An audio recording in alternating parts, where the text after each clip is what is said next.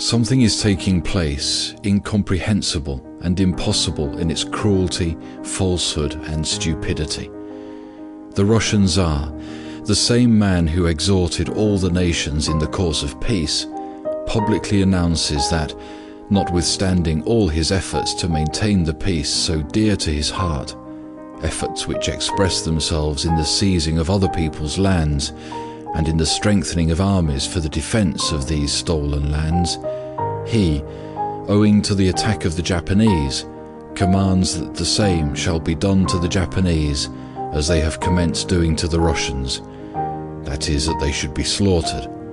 And in announcing this call to murder, he mentions God, asking the divine blessing on the most dreadful crime in the world. The Japanese emperor has proclaimed the same thing in relation to the Russians. Men of science and of law, Monsieur Muraviev and Martins, strenuously try to prove that in the recent call of all nations to universal peace and the present incitement to war because of the seizure of other people's lands, there is no contradiction. Diplomatists in their refined French language publish and send out circulars in which they circumstantially and diligently prove, though they know no one believes them, that after all its efforts to establish peaceful relations, in reality, after all its efforts to deceive other countries, the Russian government has been compelled to have recourse to the only means for a rational solution of the question, that is, to the murder of men. The same thing is written by Japanese diplomatists. Scientists, historians, and philosophers on their side, comparing the present with the past, deduce from these comparisons profound conclusions, and argue interminably about the laws of the movement of nations, about the relation between the yellow and white races, or about Buddhism and Christianity, and on the basis of these deductions and arguments justify the slaughter of those belonging to the yellow race by Christians, while in the same way the Japanese scientists and philosophers justify the slaughter of those of the white race. Journalists, without concealing their joy, try to outdo each other, and not hesitating at any falsehood, however impudent and transparent, prove in all possible ways that the Russians only are right and strong and good in every respect, and that all the Japanese are wrong and weak and bad in every respect, and that all those are also bad who are inimical or may become inimical toward the Russians, the English, the Americans, and the same is proved likewise by the Japanese and their supporters in relation to the Russians. Not to mention the military, who in the way of their profession prepare for murder, crowds of so-called enlightened people, such as professors, social reformers, students, nobles, merchants,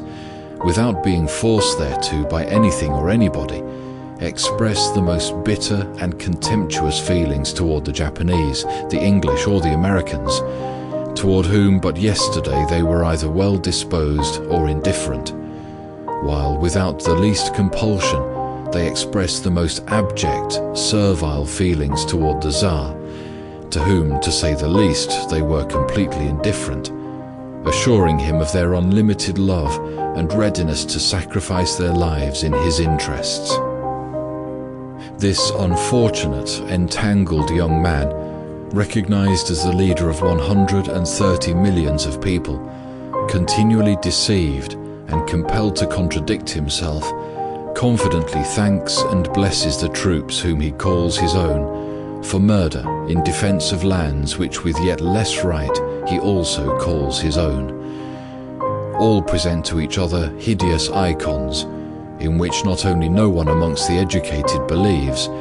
but which unlearned peasants are beginning to abandon.